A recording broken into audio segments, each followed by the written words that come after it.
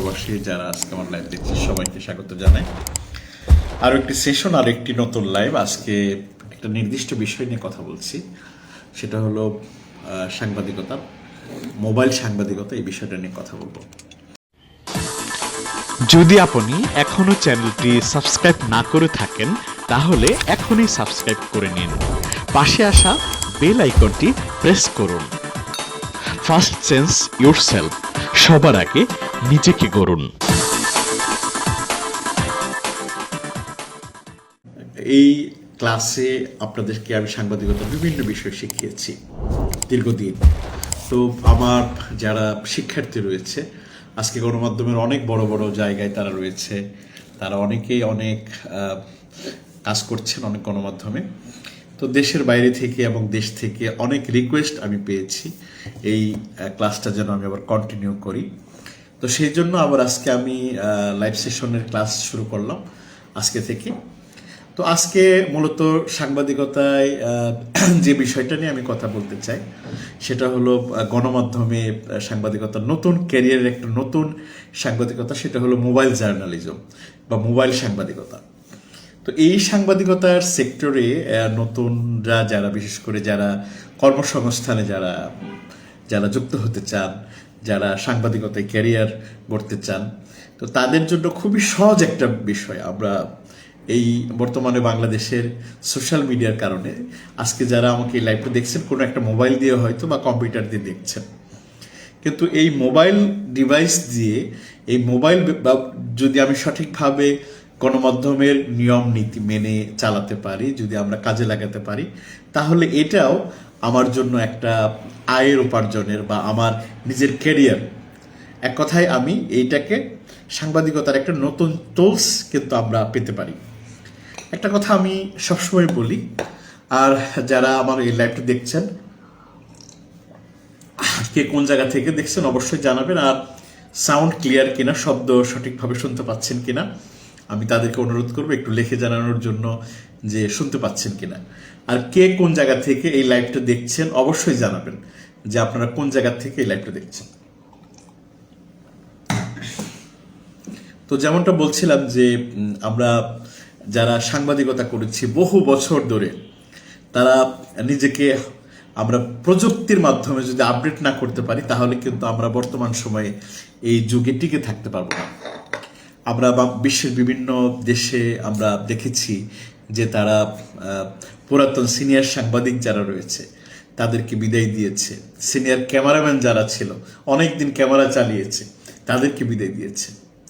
আমরা এনডিটিভির ঘটনা বলতে পারি যে যেখানে প্রায় 20 থেকে 30 জন ক্যামেরাম্যানকে বিদায় দিয়েছে, যে তাদেরকে বলা হয়েছে যে আপনাদের এখানে আর কোনো কাজ দরকার নেই, কারণ আমরা এমন কিছু মানুষ চাই যারা নিজেরা ক্যামেরা ছাড়া শুধু মোবাইল দিয়ে সাংবাদিকতা করতে পারবে।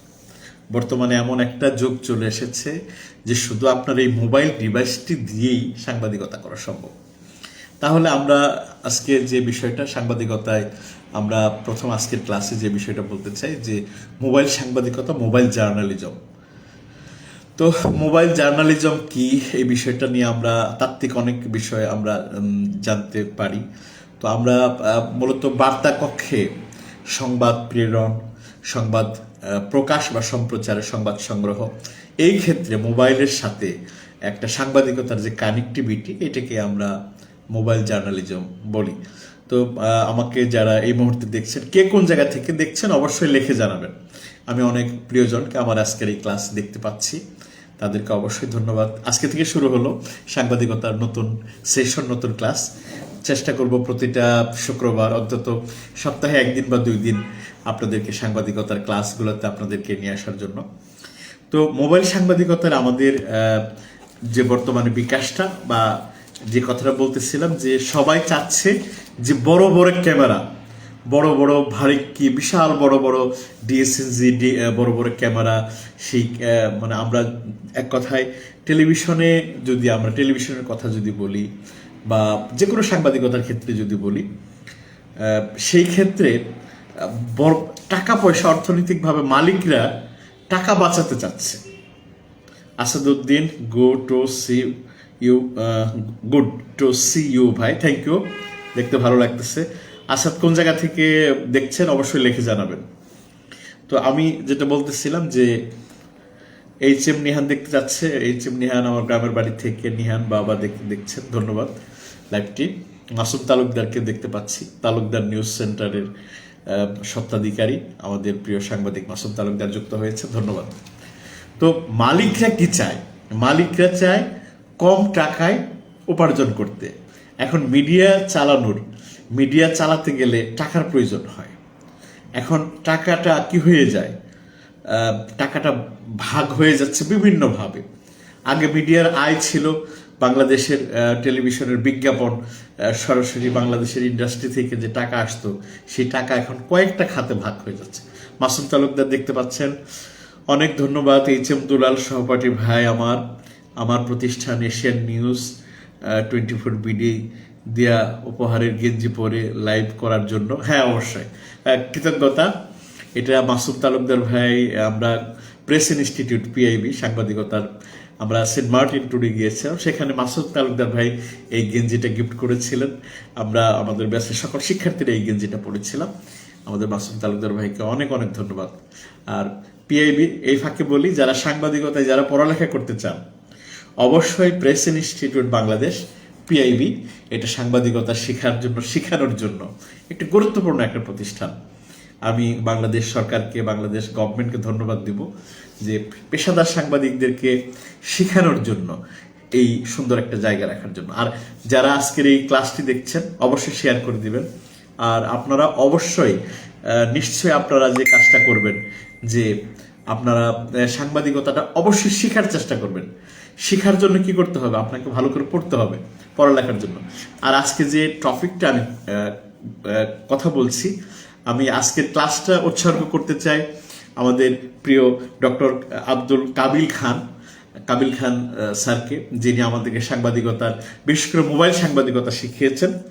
আর তার একটা বইও আমি আজকে রেখেছি। এই বইটা হলো মোবাইল জার্নালিজম, সময়ের সাংবাদিকতা, ডক্টর আব্দুল কাবিল খান। এই বইটা আপনারা অবশ্যই সংগ্রহ করতে পারেন। এইটার মধ্যে আপনারা এই বইটার যদি একটু রিভিউ যদি আমরা বলি, স্যারের ছবি শেষের দিকে দেখতে পাচ্ছেন আপনারা। এই ছবিটা বাংলাদেশের মোবাইল সাংবাদিকতার জন্য স্যার যথেষ্ট ভূমিকা রেখে যাচ্ছেন, সময় দিয়ে যাচ্ছেন। এই বইটা আপনারা অনলাইনে অর্ডার করতে পারেন। আপনারা বইটার নাম আমি আবার বলছি, মোবাইল জার্নালিজম, সময়ের সাংবাদিকতা, ডক্টর আব্দুল কাবিল খান। এই বইটা অবশ্যই সংগ্রহ করবেন, এখানে অনেক খুঁটিনাটি বিষয় রয়েছে। তো ওয়েলকাম। আর কে কোন জায়গা থেকে লাইভ দেখছেন অবশ্যই জানাবেন। একদম খোলামেলা কথা বলি, একদম খোলামেলা। আপনি যদি একজন সাংবাদিক হয়েছেন, আপনাকে অবশ্যই আপনি সাংবাদিকতার যে সেকশনে থাকতে কেন, আপনি ক্যামেরাম্যান যদি হন, আপনি রিপোর্টার হন, আপনি প্রডিউসার হন, আপনি অ্যাঙ্কর হন, আপনি যাই হন না কেন, আপনাকে মোবাইল জার্নালিজম জানতে হবে। আপনি মজুটো, মানে বর্তমানে মজুটো, বর্তমানের যে মোবাইল সাংবাদিকতার যে সর্বশেষ ভার্সন, সেটাই হলো মজু 2.0, যেটাকে আমরা বর্তমানে মোবাইল বেজ যে সাংবাদিকতা, সেটাকে আমরা দেখতে পাচ্ছি।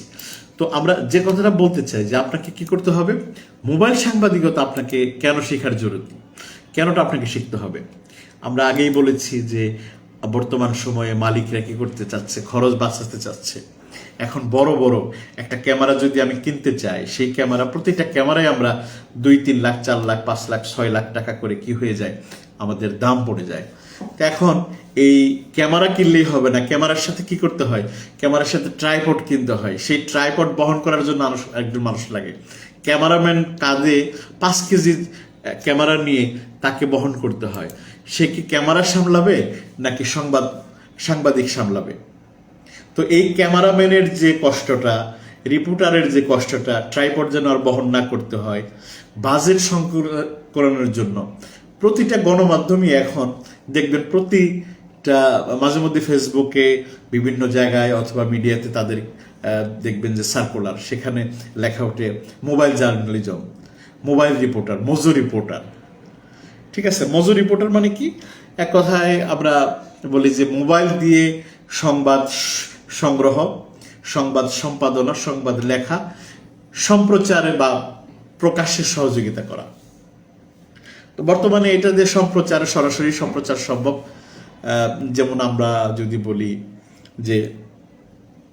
যে কোনো একটি স্পট থেকে আপনি যদি মোবাইল দিয়ে যদি লাইভ করতে চান, এটা সবচেয়ে সহজ।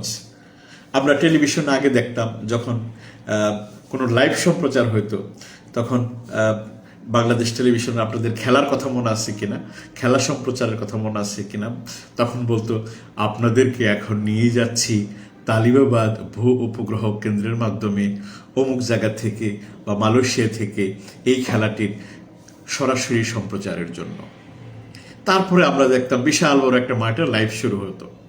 তো এই যে বিশাল বড় একটা কি বলবো একটা আয়োজন, এই আয়োজনটা কিসের মাধ্যমে হতো?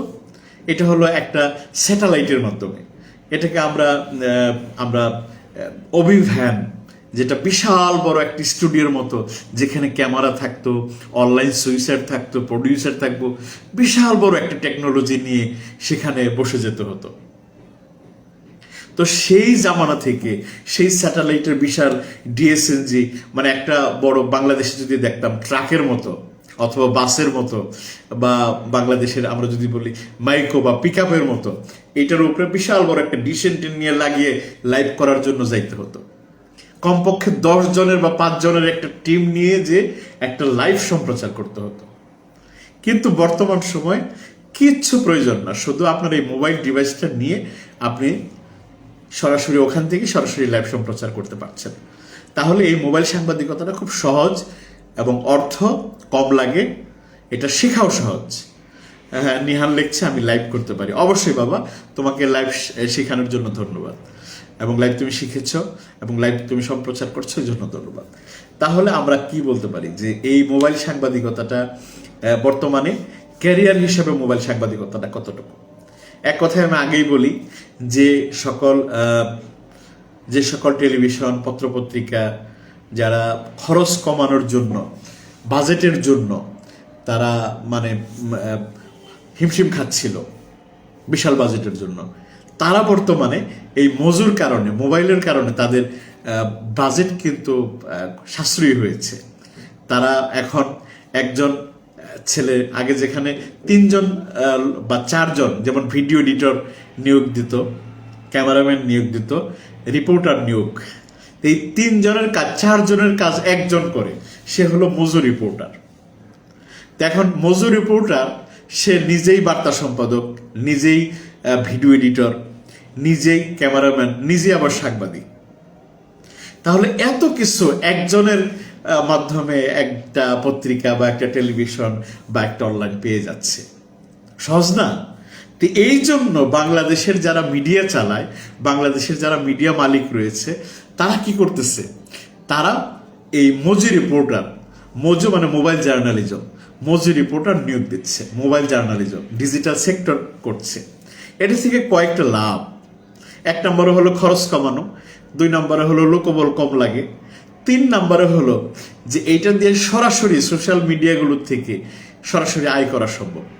আমরা টেলিভিশনের কথা যদি বলি, যে স্যাটেলাইটের বিজ্ঞাপন বা স্যাটেলাইট টেলিভিশনগুলোতে বিজ্ঞাপন কমে আসতেছে। এই বিজ্ঞাপন ভাগ হয়ে পত্রিকায়, আগে পত্রিকা টেলিভিশনে ছিল, এখন গুগলে চলে যাচ্ছে, ফেসবুকে যাচ্ছে, সোশ্যাল মিডিয়ার বিভিন্ন প্ল্যাটফর্মে বিজ্ঞাপন চলে যাচ্ছে। তো এই বিজ্ঞাপনগুলোকে বর্তমান সময়ে ধরার জন্য মানে এই গণমাধ্যমের যারা মালিক রয়েছে, তারা চেষ্টা করছে যেন সোশ্যাল মিডিয়ার টাকাটা সরাসরি যেন স্টেশনে যেন নিয়ে আসা যায়।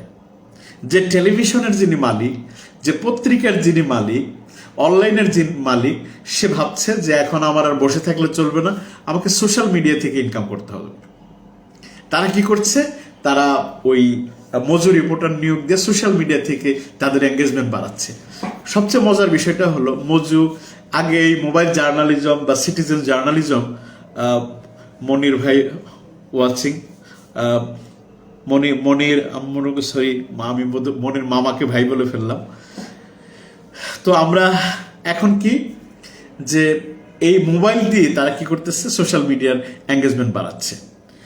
আমরা এই মোবাইলের এই জার্নালিজমটা যদি আমরা শিখতে চাই, তাহলে এখন কি করতে হবে? আমি আগে বলছিলাম যে যদি আপনি বর্তমান সময়ে যদি সাংবাদিকতা থাকেন, সাংবাদিকতার কোনো গণমাধ্যমের কোনো একটা সেক্টরে, গণমাধ্যমের কোনো একটা সেক্টরে যদি আপনি যুক্ত থাকেন, অবশ্যই মোবাইল জার্নালিজম শিখতে হবে। তো এখন মোবাইল চালাতে জানলেই কি মোবাইল জার্নালিজম হওয়া যায়? মানে মোবাইল জার্নালিজমের জন্য কি কোনো প্রস্তুতির প্রয়োজন আছে, নাকি শুধু মোবাইল অপারেট করতে পারলে, যেমন আমার ছেলে নিহান, বয়স 11 বছর, সে কি মোবাইল জার্নালিস্ট হতে পারবে? হ্যাঁ, হতে পারবে, কিন্তু তাকে জার্নালিজমের বেসিক জিনিসটা তাকে শিখতে হবে। ঠিক আছে? আমাদের বিশেষ করে এই মোবাইল জার্নালিজমটা কাদের জন্য বেশি জরুরি এটা আমি বলতে চাচ্ছি। গণমাধ্যমে যারা কাজ করেন তাদের সবাইকে মোবাইল জার্নালিজম শিখতে হবে। নাসির, অবশ্যই শেয়ার করার জন্য ধন্যবাদ, ভিডিওটা শেয়ার করবেন। বিশেষ করে যারা দেশের বাইরে থাকেন, ঢাকার বাইরে থাকেন, জেলা প্রতিনিধি অথবা বিশেষ করে যারা রিপোর্টার, তাদের মোবাইল জার্নালিজম জানতে হবে। মোবাইল জার্নালিজম যদি আমরা না জানি তাহলে কি আমরা আমাদের কি হবে? আমরা আমাদের স্কিলটা আমরা পিছিয়ে যাব এবং এক সময় চাকরিও চলে যেতে পারবে। টেকনোলজি থেকে যে সকল সাংবাদিকরা পিছিয়ে গেছে, তাই সেই সকল সাংবাদিকরা 2 দিন পরে তারা অন্য ব্যবসা করতেছে, অন্য বিজনেস করতেছে, তারা সাংবাদিকতায় টিকে থাকতে পারবে না। তাহলে মোবাইল জার্নালিজমের যোগ্যতাটা আমি কি বলি, 1 নম্বর হলো আপনার শিক্ষাগত যোগ্যতা অবশ্যই লাগবে সাংবাদিকতার জন্য, সেটা হলো সাংবাদিকতাটা বেসিক জার্নালিজম নলেজ, যেটা কোনটা সংবাদ লেখার কৌশল, এটাকে আপনাকে জানতে হবে। তারপরে কি আপনাকে একটা ভিডিও বা পত্রিকায় নিউজের জন্য কোন ধরনের ছবি ব্যবহার করতে হয়, এটার বেসিক জ্ঞানটা আপনাকে জানতে হবে। ভিডিও এডিটিংটা আপনাকে শিখতে হবে। তো এই বিষয়গুলো আপনি যদি পারেন তাহলে আপনি কি করতে হবে, টেকনোলজিক্যাল যদি আপনি সাউন্ড হন তাহলে আপনি মোবাইল জার্নালিজম জানতে পারবেন। জেলা প্রতিনিধি যারা রয়েছেন তারা বেশিরভাগই তাদেরকে লাইভ করতে হয়। লাইভ করতে হলে তারা দেখা গেল যে অনেকের নিজস্ব বড় বড় ক্যামেরা নেই, এবং নিজের জেলা প্রতিনিধিদেরকে আমরা বলি যে অনেক সময় ওয়ান ম্যান আর্মির মতো কাজ করতে হয়। ওয়ান ম্যান আর্মি কি, মানে একাই সবকিছু করতে হয়। তাকে পিটিসি দিতে হয়, তাকে স্ক্রিপ্ট লিখতে হয়, তাকে ভয়েস ওভার দিতে হয়, তাকে ভিডিও এডিট করতে হয়, মানে অনেকগুলো কাজ এই মূলত একজন রিপোর্টারকে করতে হয়, বিশেষ করে জেলা প্রতিনিধি যারা থাকেন। তো তাদের জন্য তারা যদি মোবাইল জার্নালিজমটা শিখেন, তারা কি করতে হবে, মোবাইল দিয়ে ভিডিও ধারণ করতে পারবেন, আলাদা ক্যামেরা কেনার দরকার নাই। সেটা দিয়ে আপনি স্ক্রিপ্ট লিখতে পারবেন, সেজন্য আপনার কোনো আলাদা কম্পিউটার কেনার প্রয়োজন নাই। তারপর আপনি মোবাইলটা ভিডিও এডিট করতে পারবেন, এই জন্য আপনার এডিটিং প্যানেলও করার দরকার নাই, এডিটর নেওয়ার প্রয়োজন নাই।